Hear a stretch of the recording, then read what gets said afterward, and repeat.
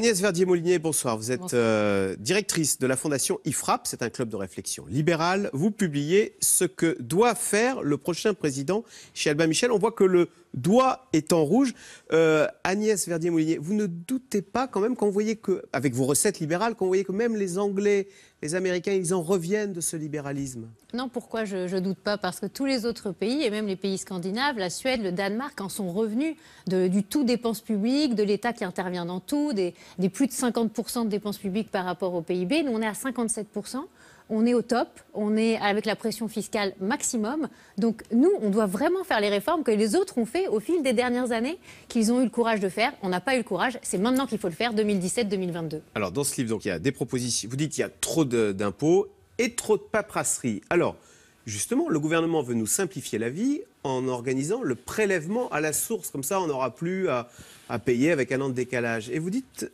C'est très surprenant, vous dites non, c'est une mauvaise idée. Pourtant, les Français sont pour, c'est une simplification. Je dis que c'est une catastrophe parce que c'est une fausse simplification.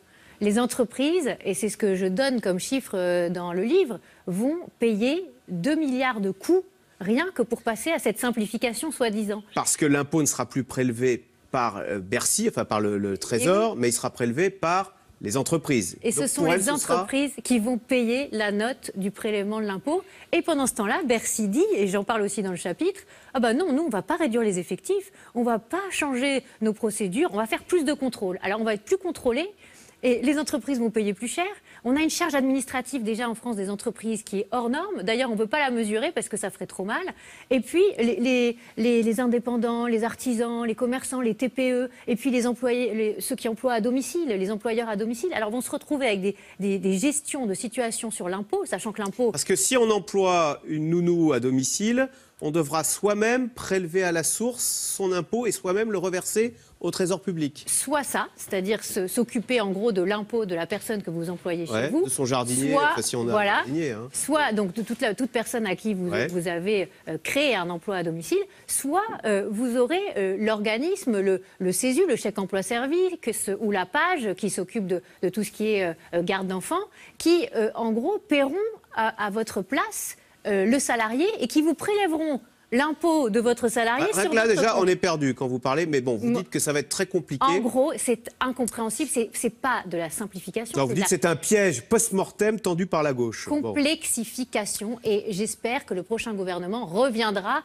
sur cette mauvaise François promesse. Fillon a dit qu'il l'abrogerait, le prélèvement à la source. C'est pas sûr que ce soit lui le prochain président, et donc la question, c'est vraiment de mettre la pression sur ce sujet pour dire, attention, pour l'instant, c'est pas bien ficelé. Alors, Agnès Verdier-Molinier, vous préconisez de faire des économies, notamment avec le gel des effectifs dans les 3 fonctions publiques. On va regarder ensemble un petit extrait. Ça se passe à l'hôpital de Chalon-sur-Saône. Alors, qui, je vous le concède, en ce moment est un petit peu débordé avec l'épidémie de grippe saisonnière. Mais vous allez voir, on n'y chôme pas. Cet hôpital est saturé. Après, vous me donnerez vos recettes. On regarde. Bonjour madame. Bonjour monsieur. Ça va, vous êtes un peu mal là quand même. Hein? Ah, oui. Eh oui, mais il n'y a plus de lit dans l'hôpital, donc on est un peu embêté. Cette dame est là depuis quand? Dites-moi. Cette dame est là depuis quand? Hier soir? Quand leur famille vient les voir ici, c'est pas très agréable. Puis encore une fois, la discrétion et l'intimité. Mais bon, on fait ce qu'on peut avec ce qu'on a. Un état grippal et une infection urinaire. On attend le médecin qui est parti sur une intervention. Voilà, c'est ce médecin qui a pris mon mari en charge et puis on attend son retour. Alors Agnès Verdier-Molinier, on imagine que dans cet hôpital, et comme dans les autres, si on ne remplace pas les départs en retraite, ce sera pire. La situation sera encore plus dégradée. Dans l'hospitalière, ce n'est pas un gel des embauches, en réalité, c'est le remplacement de 2 départs sur 3. Donc, en gros, on n'est quand même pas du tout sur le gel. Il y a un complet. Sureffectif à l'hôpital public. Aujourd'hui, oui, parce qu'il y a un problème de temps de travail. Il y a un temps de travail qui est souvent inférieur aux 35 heures annualisées. En réalité, je ne vais pas rentrer dans tous les détails, mais souvent, dans les hôpitaux, on ne travaille pas véritablement les 35 heures par semaine si on regarde à l'année. On a un problème d'absentéisme qui est énorme. Nous l'avons sorti à la Fondation IFRAP sur notamment les CHU, donc les centres hospitalo-universitaires, qui arrivent jusqu'à parfois 30 jours d'absence par agent et par an. Et là, il y a vraiment de quoi gérer beaucoup mieux l'hôpital avec une incitation. Hein. Vous savez, le jour de carence, quand il a été supprimé à l'hôpital, les directeurs... Le jour de carence, c'est-à-dire que si on tombe malade, on est quand même payé dès le premier jour, on a son salaire assuré, alors qu'autrefois, c'était au bout de 3 jours. Hein. Voilà, en gros, il y avait un jour de carence pour lequel l'agent, quand il était malade, n'était pas payé. Voilà. Ça a été supprimé. C'est 3 dans le privé, voilà. Par Madame Lebranchu, voilà. Et la Fédération hospitalière de France, les directeurs d'hôpitaux ont dit mais c'est pas possible, on peut pas gérer l'hôpital avec un système qui finalement désincite à la présence. Et aujourd'hui, le statut de la fonction publique hospitalière, c'est ça aussi que je propose dans le livre, est un carcan qui empêche les managers des hôpitaux de bien gérer les ressources humaines. Donc si on est dans la situation de l'hôpital que vous avez montré dans le reportage, c'est aussi parce qu'il y a des organisations. De désorganisation, d'absentéisme, de mauvaise assimilation des 35 heures qui a désorganisé énormément l'hôpital. C'est pour ça qu'il faudra aussi augmenter le temps de travail des agents publics. Alors, vous avez des tas de propositions assez radicales. Il faudrait supprimer, dites-vous, le Conseil économique et social, réduire les aides au cinéma, supprimer l'ENA, supprimer aussi l'obligation de construire 25% de logements sociaux dans les villes.